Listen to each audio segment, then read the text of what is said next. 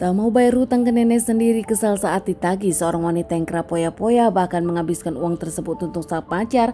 Nampaknya kesal kepada sang nenek saat ditagih, memilih menghabisi. Kejadian kisah nyata yang aku ceritakan kali ini terjadi di kota Makassar. Seorang nenek bernama Tarimah berusia 66 tahun. Tinggal di kota Makassar dan tinggal sendirian. Dulu dari pernikahannya dirinya punya beberapa anak.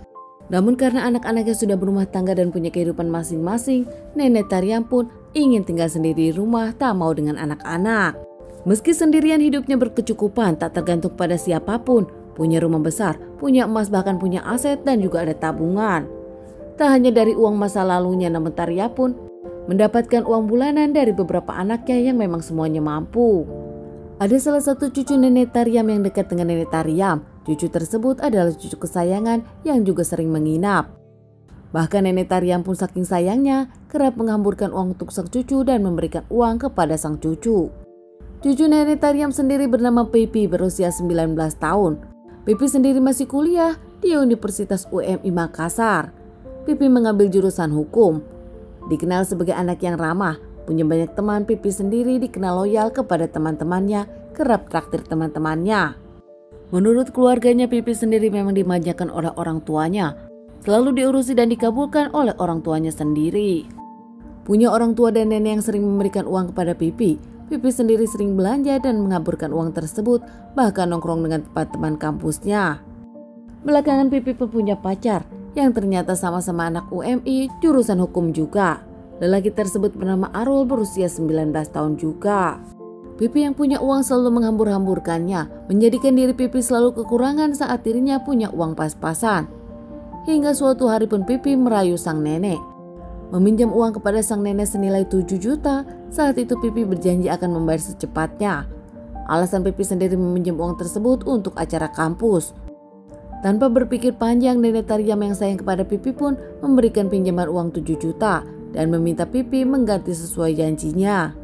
Merasa senang Pipi yang sudah mendapatkan uang dari sang nenek. Setelah mendapatkan uang, Pipi pun pergi dengan sang pacar dan teman-temannya.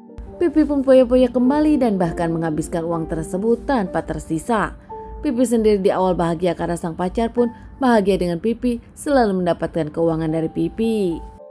Hingga akhirnya waktu yang dijanjikan Pipi pun datang. Pipi harus mengganti ke nenek Tariam. Sempat diingatkan oleh sang nenek untuk membayar, Pipi pun kesal. Saat itu Pipi tak terima ditagih oleh sang neneknya sendiri.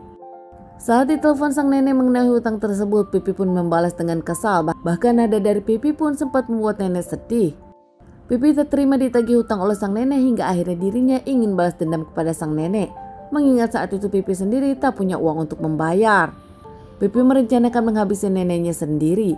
Mencari cara lewat sosial media. Tak lama, Pipi pun berpikir dirinya tak bisa mengakhiri sang nenek sendiri. Hingga akhirnya Pipi pun tak lama meminta bantuan kepada sang pacar Arul. Di awal saat Arul diajakin untuk menghabisi nenek Pipi, Arul sendiri tak mau. Hingga akhirnya Arul mau saat Pipi playing victim. Pipi menyebutkan kepada Arul dirinya ingin membeli sesuatu. Bahkan saat itu Pipi pun ingin memberikan Arul sebuah sepatu baru. Pipi mengungkapkan kepada Arul uangnya dipinjam sang nenek namun tak dikembalikan. Pipi pun membolak-balikan fakta agar Arul pun mau mengikuti rencananya untuk menghabisi sang nenek. Tepatnya di tanggal 4 Juni 2024, Pipi dengan Arul pun ke rumah sang nenek. Mereka pun sombong ngobrol-ngobrol dan sang nenek pun nampak baik kepada Arul. Namun tanpa sang nenek tahu, saat sang nenek istirahat tertidur, Pipi pun diam-diam menghabisi sang nenek dengan cara membekapnya dengan bantal. Saat itu nenek dari Pipi pun mencoba melawan dan membuka bantal tersebut, namun ditahan oleh Pipi dan Arul. Bahkan saat itu pun Pipi sempat memukul sang nenek dengan benda tumpul yang ada di sana. Aksi Pipi dengan Arul ini membuat sang nenek lemas hingga akhirnya sang nenek tak bernyawa. Tak lama usai melakukan aksinya, Pipi sendiri membawa emas, mengambil uang di ATM 20 juta dan tak lama meninggalkan rumah nenek begitu saja, menguncinya dari dalam. Pilihan mengunci dari dalam agar pihak kepolisian merasa kalau ini adalah pundir. Pipi dengan Arul sendiri keluar lewat jendela saat itu. Tanpa merasa bersalah, Pipi saat itu tinggal di rumah sang tante, sementara Arul pulang ke rumah orang tuanya.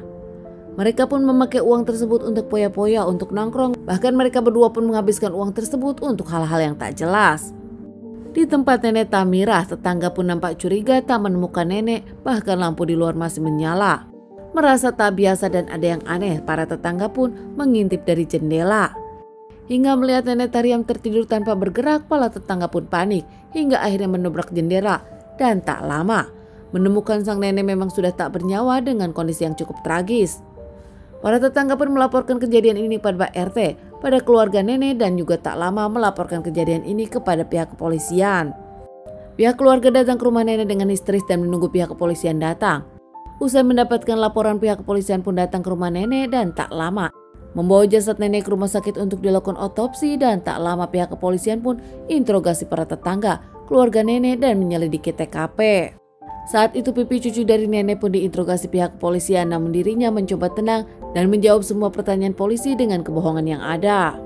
Saat pihak kepolisian interogasi, sedikit ada kecurigaan kepada pipi, namun saat itu tak ada bukti. Hingga tak lama pihak kepolisian pun menemukan sidik jari pelaku. Tahu siapa pelakunya, pihak kepolisian pun langsung interogasi pipi lagi. Hingga akhirnya pipi pun mengaku setelah mendapatkan desakan dari pihak kepolisian dengan barang bukti sidik jari. Pipi mengakui kalau tindakannya tak sendiri, melainkan dibantu sang pacar Arul. Yang tak lama Arul sendiri pun langsung diamankan pihak kepolisian di rumahnya sendiri. Keluarga tak menyangka pelakunya adalah pipi, cucu dari sang nenek dan juga pacarnya Arul. Bahkan keluarga pun tetap meminta pihak kepolisian menindak pipi dengan Arul secara hukum yang ada, dihukum seberat-beratnya. Motifnya sendiri pipi mengungkapkan karena kesal kepada sang nenek ditagih terkait uang 7 juta yang dipinjamnya.